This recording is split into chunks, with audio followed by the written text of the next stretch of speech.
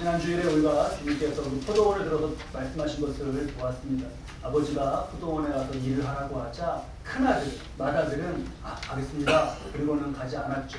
둘째 아들은 싫습니다. 그랬는데 갔습니다. 누가 아버지의 뜻대로 할 것이냐? 둘째 아들이 잘 그렇게 했다라는 것이었습니다. 중요한 게 무엇이었죠? 둘째 아들의 뉘우치고였습니다. 뉘우치고. 대답을 어떻게 했던지 간에. 우리도 그렇습니다. 순간순간 말하고 순간순간 판단하면서 삽니다. 어떤 말을 듣고 깊이 생각한 다음에 대답하고 이러지 못해요. 순간순간 말하고 판단하며 살아갑니다. 실수가 있고 하나님의 자녀답지 못할 때가 있죠. 그런데 우리에게는 성령님의 시간이 있습니다. 성령님의 시간. 그것은 우리가 기도할 때라든가 아니면 홀로 걸을 때 아니면 잠자리에 들어들기 전에 이렇게 생각하고 할 때 마음을 움직여주시는 그러한 때가 있습니다. 그때, 바로 그때가 매우 중요한 시간인 거죠. 사울이 악신에 들려서 다윗을 죽이려 했던 역사도 지난주에 보았습니다. 검은 시커먼 그런 늑대가 흰 늑대, 연약한 다윗 흰 늑대를 잡아먹으려고 하는 그런 사건이 아니었어요. 사울도 다윗도 다 그 안에 검은 늑대, 흰 늑대가 있었습니다. 누가 어떻게 무엇을 그 안에 먹였느냐가 삶을 달라지게 한 거죠. 한 사람은 뉘우치고라고 하는 그 모습 가운데 결국 점점 흰 늑대가 되어갔고, 한 사람은 그런 것 없이 검은 늑대의 사람이 되어갔습니다. 그래서 결국 삶이 어떻게 됐나요? 그 끝에 사울은 자신의 칼로 자신을 찔러서 죽었습니다. 이게 의미하는 바, 상징하는 바를 우리가 분명히 깨달아야겠어요. 어떻게 그렇게 못 살 수가 있습니까? 자기가 자기를 죽인. 또 한 사람 다윗은 영원한 복을 받았죠. 영원한 복의 약속을 받았습니다. 이렇게 못 살기도 하고 이렇게 잘 살기도 한다라는 것을 두 아들의 말씀 가운데 깊이 우리 새기도록 하겠습니다. 자, 오늘은 다른 포도원 얘기인데요. 또 옆에 다른 포도원을 비유로 말씀해 주셨어요. 이번에는 33절 말씀을 보니까 포도원 주인이 포도원을 만들어 놓고 울타리도 둘러 놓고 집자는 틀도 만들어 놓고 망대도 지어 놓고 농부들에게 새로 주고 타국에 갔습니다. 그래서 34절에 열매 거둘 때가 가까워 오자 열매를 받으려고 종들을 농부에게 보낸 거예요.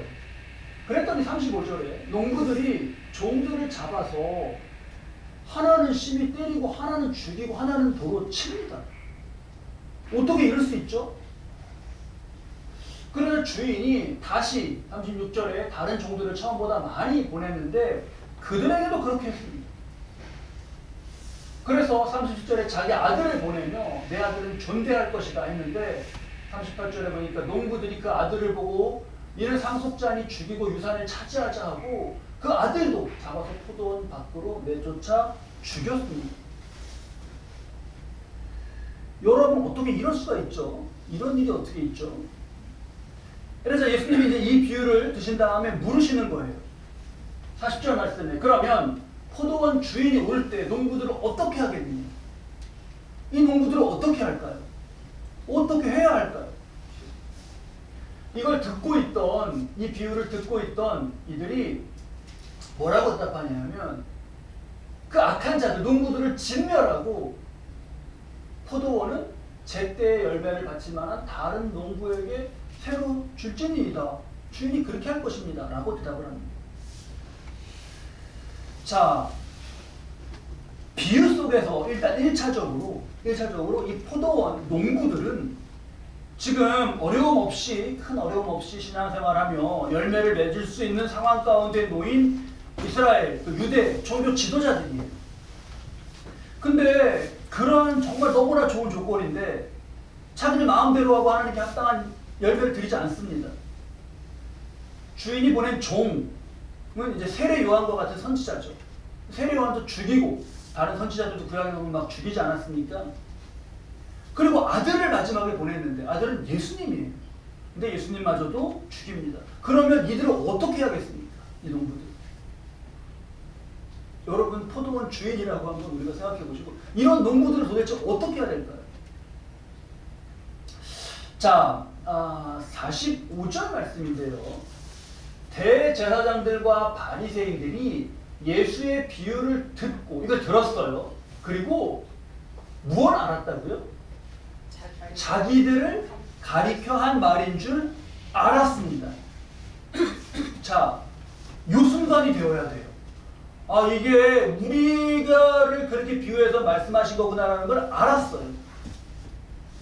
이 순간이 그냥 지나가고, 이게 왜 시간이라는 게 그냥 흘러가는 크로노스의 시간과 결정적으로 하나님이 개입하시면서 주관하시는 카이로스의 시간이 있는데, 이게 우리를 비유로 들어서 얘기하는 거구나라고 알았던 이 순간은 온 지구가 멈추고 모든 게 멈춰야 되는 순간입니다.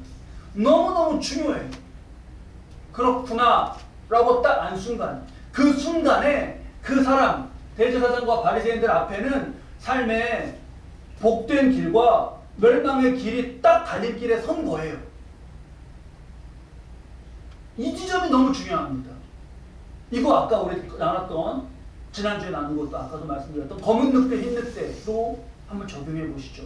지금 딱 나를 두고 한 말이구나 알았을 때 감정이 상할 수 있죠.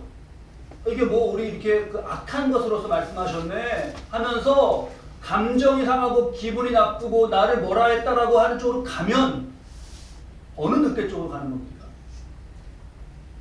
어느 늑대 쪽으로 가는 거예요? 검은 늑대한테 가는 거죠. 그런 생각을 계속 생각하고 하는 것은 여기다 밥을 계속 주는 거잖아요. 그게 아니라 비유를 듣고 그 순간에 감정은 상할 수 있는데, 근데 가만히 생각해보면 그래, 이게 맞는 건가? 우리 보았잖아요.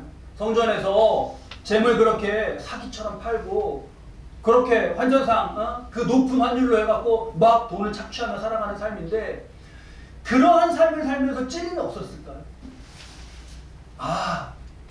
그래, 이 성전이 이게 하나님 맡겨주신 건데 라고 하면서 만약에 이쪽으로 갔다면, 다른 포도원 비유 가운데 둘째 아들이 잘 다닌 고등학교 무슨 고죠? 그 둘째 아들이 잘 다닌 고등학교가 있어요. 무슨 고예요? 뉘우치고예요. 뉘우치고로 갔다면 그럼 이들 달라집니다. 너무너무 중요한 순간이죠, 지금. 자, 어디로 갔나요, 이들은? 불행하게도 검은 늑대의 그 길로 갔습니다. 아까 사울이 갔던 그 길과 똑같아요. 사울이 결국 자기 칼로 자기를 찌르는 가운 그런 죽음을 맞았다고 말씀을 드렸어요. 정말 못 사는 거죠. 대제사장과 바리새인들도 앞으로 어떻게 되겠습니까? 어떻게? 여기 다 멸망하면서 이들도 멸망해요. 정말 못 사는 거죠. 이런 지위와 이런 권세와 이런 부인데 어떻게 그렇게 못 사나 할 때 배웠던 겁니다. 자, 이렇게 됐어요. 잡고자 했습니다. 이 순간에, 이 중요한 순간에. 근데 무리를 무서워하는 그들이 예수를 선지자로 알미었더라. 그래서 주저하기는 했지만 예수를 어떻게 하면 죽일까, 이 계획을 모여서 이제 합니다. 검은 늑대 쪽으로 계속 가는 거죠. 이 비유를 우리에게도 잘 적용해야겠습니다. 비유에는 하나님은 어떤 분이시고 인간은 어떤 존재인지가 다 담겨 있어서 나에게 적용하고 나에게 교훈으로 삼는데 너무나 중요해요. 지금 33절 말씀을 다시 돌아가서 보면, 한 집주인이 포도원을 만들어서 뭘 처음에 둘렀죠? 산 울타리. 그 다음에 뭘 만들었죠? 집자는 틀, 울타리 틀. 그 다음에요? 망대. 이거는 처음에 한 포도원이 있었는데 아버지가, 그 포도원 주인인 아버지가 아들에게 말씀하시고 이럴 때 그 포도원에는 저런 묘사가 없었잖아요. 근데 지금은 포도원을 들어서 이렇게 구체적으로 말씀해 주시고 있어요. 이게 무슨 의미냐? 포도원에서 성실히 그냥 농부로서 일하면 잘 포도를 거둘 수 있는 모든 게 다 갖춰진 겁니다. 다 세팅이 된 거예요. 우리도 그렇습니다. 나에게 적용해 보셔요. 우리도. 우리 디모데전서 6장 7절 말씀 우리 함께 읽을까요? 우리가 세상에 아무것도 가지고 온 것이 없음에 또한 아무것도 가지고 가지 못하니. 우리가 다 나이가 다르고 성별이 다르고 사는 점이 다 다릅니다. 근데 우리 모두의 공통점이 있어요. 공통점이.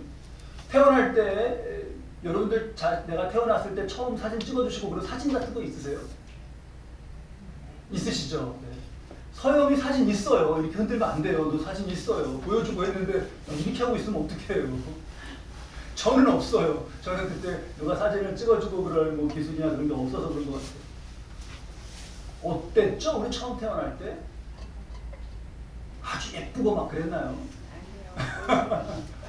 그렇지 않더라고요. 뻘겋고 쭈글쭈글하고 그리고 무엇보다 빈손, 빨개 벗은 몸.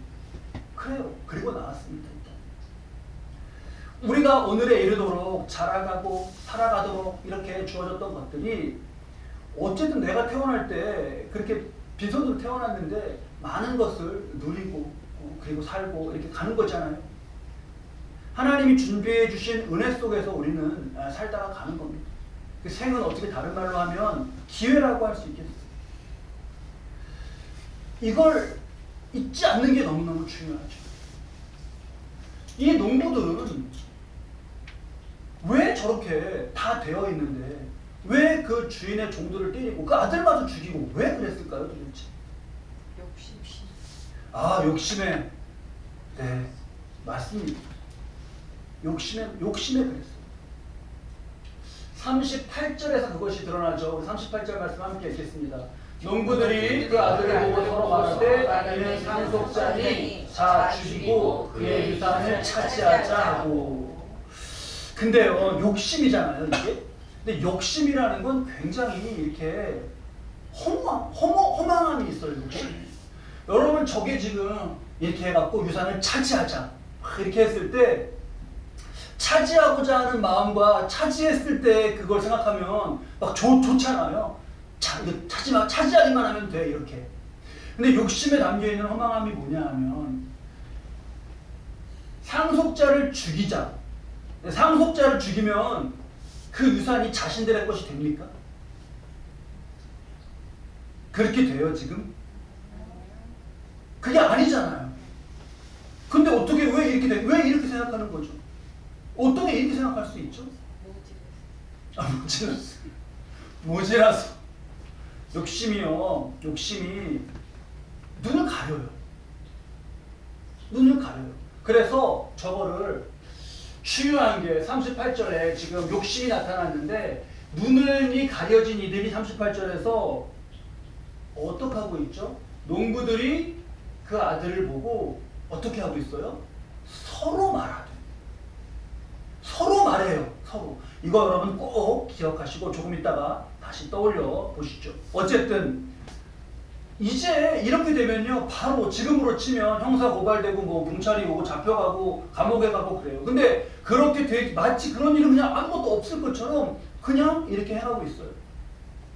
눈이 먼 것이고 다른 말로 표현하면 고장난 것이고 또 다른 말로 표현하면 병든 겁니다.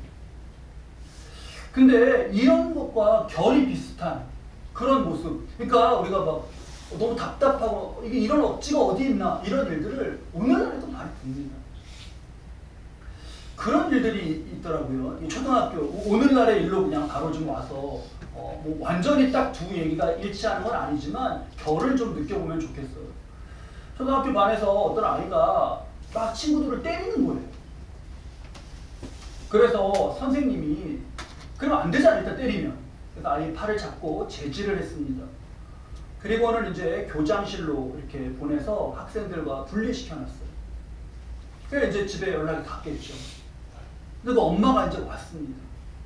엄마가 와서 얘기를 듣더니 그러는 거예요.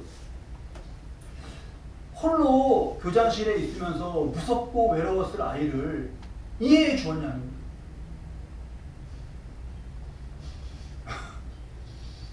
어떻게 대답해야 되죠 그러면? 아이가 물론 거기서 그랬을 수 있지만 아이가 지금 잘못한 거는요. 그렇잖아요. 그걸 얘기하면 또 아니 선생님 그걸 아이의 그런 마음을 어떻게 이해해 주려고 했습니까? 이렇게. 그래서 막 그 아동학대로 그 교육청에 민원을 넣고 고소를 하겠다고 하고 해요. 설마 그런 일이 있을까요, 여러분? 있어요. 아, 네, 그렇군요. 네. 네. 제 예상과는 다르게 답변이. 그래서 그런 일이 있어요라고 여러분들이 하시면 제가 있다고 막 하려고 했는데 이미 너무 잘 알고 계시. 아니 요즘에 그런 것 같아요. 설마 그런 일이 있겠어? 그러면 그런 일이 있더라고요. 억지. 이거 뭐라고 표현해야 될까요? 그 한문철 TV라는 프로그램 재밌게 보고 있는데 항상 이렇게 영상이 소개될 때 무슨 레전드 사건이라고 이렇게 소개되더라고요. 그래서 아니 별 사건을 다 봤는데 또 레전드가 또 막 고속도로에서 역주행으로 와서 막 박는 것도 보고 별걸 다 봤는데 또 어떤 게 레전드인가 하고 보니까 몇 해 전 사건이더라고요. 저는 이제 봤는데 이렇게 어떤 차가 아파트 단지에 이렇게 조심스럽게 주차하려고 이렇게 일찍 들어섰어요. 카메라에 뭐가 찍혔냐면 저 앞에서 누가 이제 차를 세워놓고 강아지를 이렇게 안고 내린 거예요. 얼른 차에서 집으로 가려고 했나 봐요. 강아지를 이렇게 안고. 근데 강아지 이제 목줄 안 했어요. 그래서 쫙 내려서 하려고 했는데 이 차는 이제 그 옆으로 이렇게 갔죠.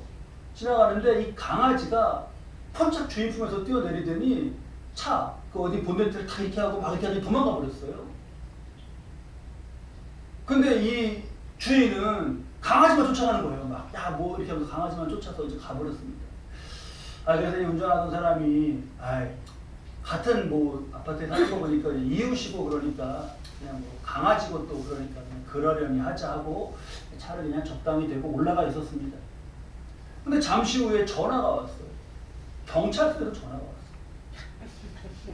뭐라고 전화가 왔게요? 네. 보셨어요? 한문철 TV 그 표현 아니에요? 예상으로 맞추시는 거예요? 세상을 너무 잘 아시는군요. 뺑소니로 지금 신고가 돼 있으니까 오래는 거예요. 강아지를 치고 갔다.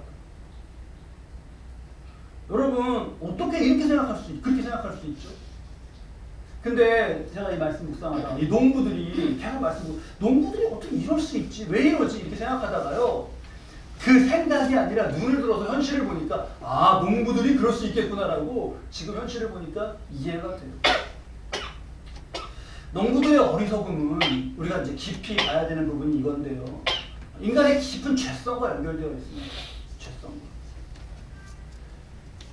그러니까 잠언에 보면 여호와를 경외하는 것이 지혜의 근본이라고 그랬어요. 아 그렇지. 또 시편 말씀에 보면 어리석은 자는 그 마음에 하나님이 없다 그런다는 거예요.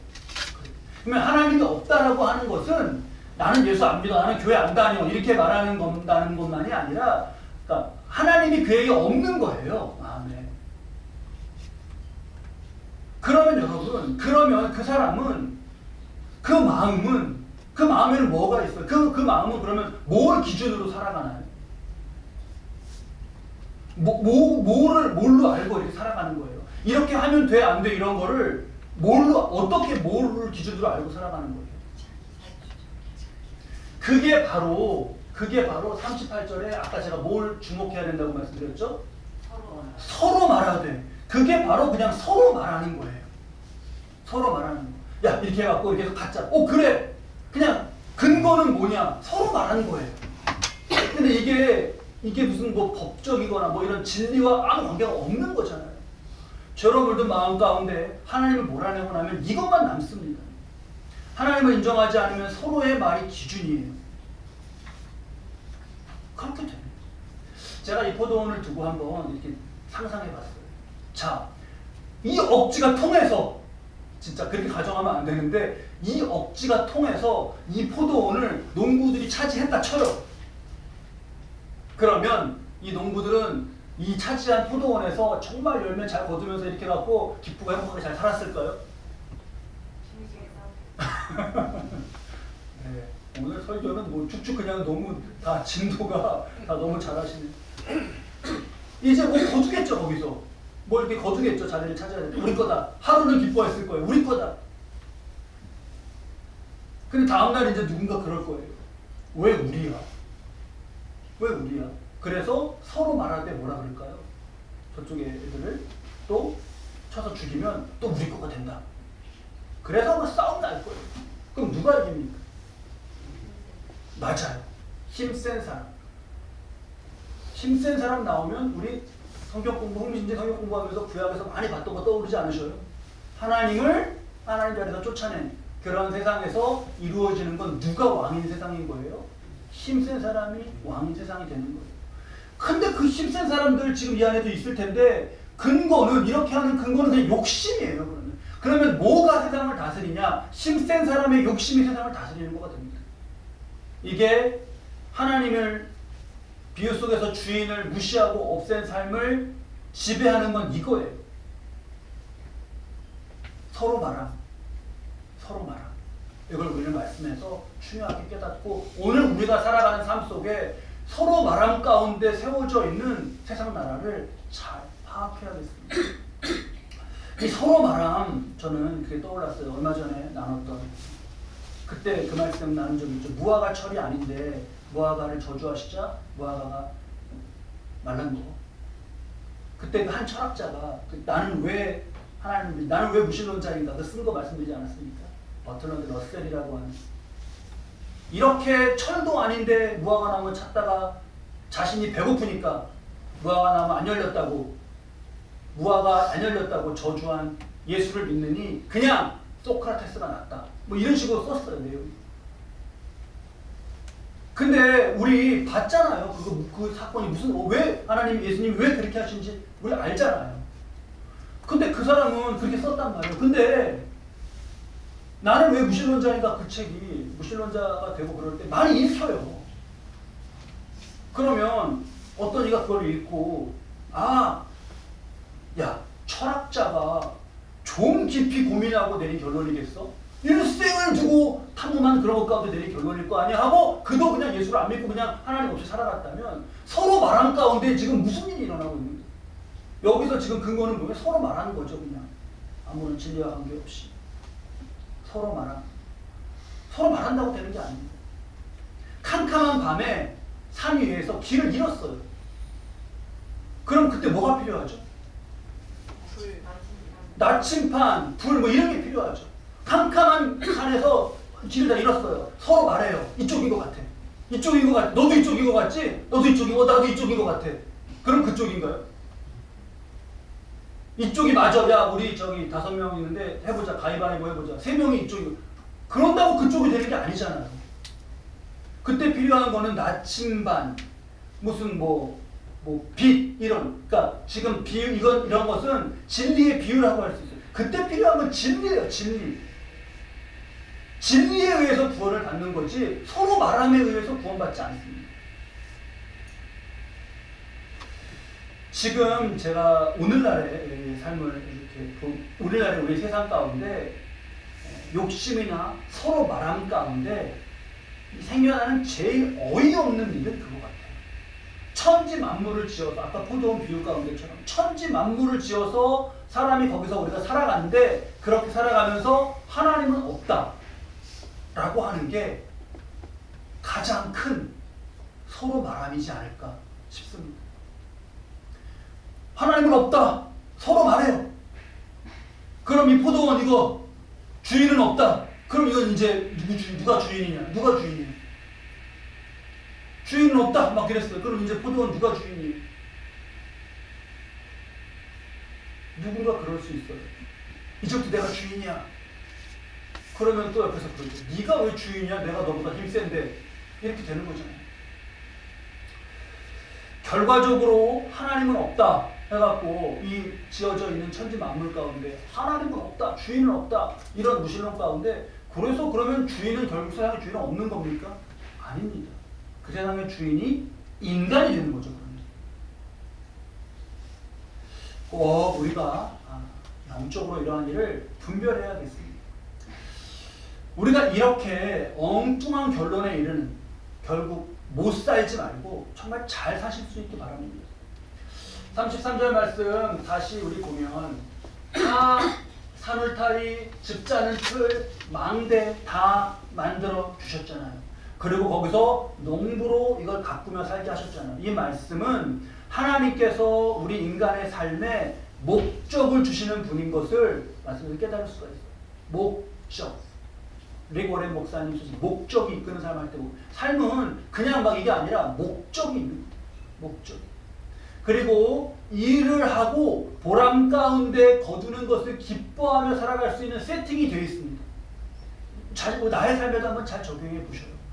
보람되어 일하고 땀 흘리며 그러면서 기쁨으로 거두고 살아갈 수 있는, 감사하며 살아갈 수 있는 복됨이 내 삶의 세팅이 되어 있어요.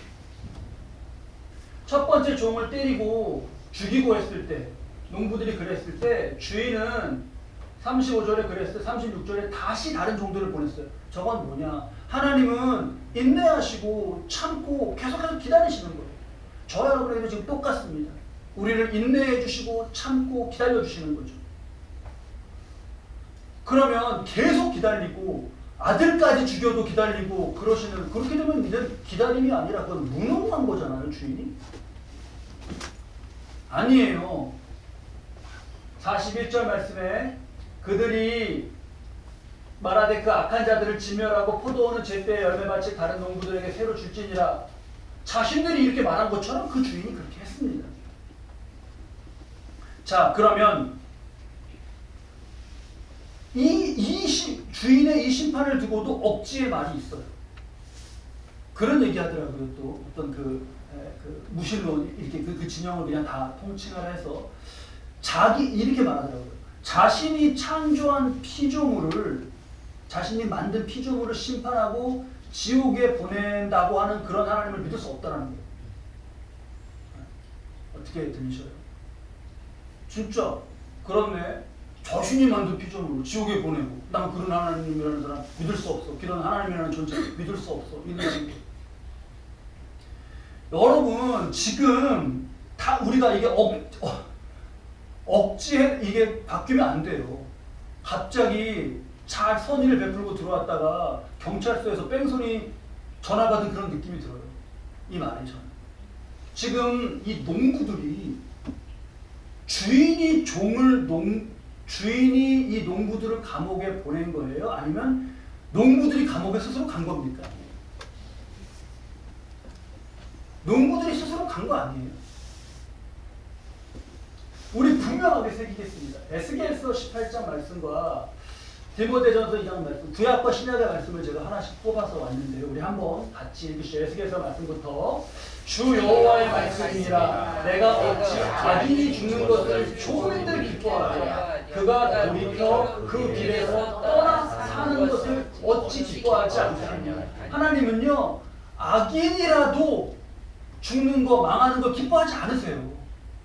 우리는 때로 어떤 악인이면 저거 막 이렇게 할 때도 하나님은 그때도 기다리신다고요. 디모데전서 2장 4절 말씀 함께 읽으시죠. 하나님은 모든 사람이 구원을 받으며 진리를 아는 데에 이르기를 원하시느라. 이렇게 기다리고 원하시고 그래요. 이거를 이 농부들처럼 끝내 거절하지 말아야 되는 거죠. 뭐가 잘 사는 거냐? 뭐가 잘 사는 거냐?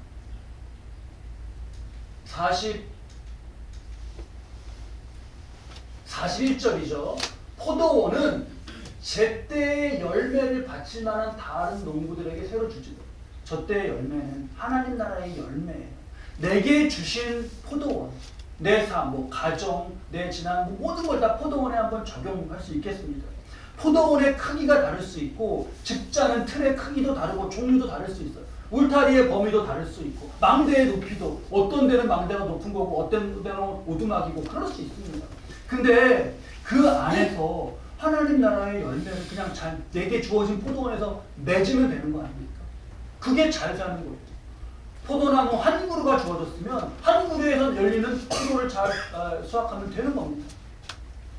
하나님 그러지 않으셔요. 포도원, 조그마한 포도원 맡겨놓으시고 어느 날 너 왜 사과를 그렇게 못 걷었어? 그러지 않으셔요. 포도원이 자그마한 포도원인데 어느 날 막 트럭이 몇 대가 와갖고 여기 실을 만한 거를 다 내놔라 이러지 않으시잖아요. 계시록의 빌라델비아 교회 작은 능력을 가지고도 말씀을 지킨 거, 그거 그렇게 칭찬하셨어요. 라오디게아 교회 부유하고 나는 부자다, 부족한 게 없다 그렇게 자랑했지만 하나님이 너네 벌거벗은 게 너무 딱하다셨습니다. 내게 주신 포도원을 감사하며 성실히 저와 여러분이 경영해 가실 수 있기 바랍니다. 그 마음의 각오가 오늘 말씀 끝에 남아야겠어요.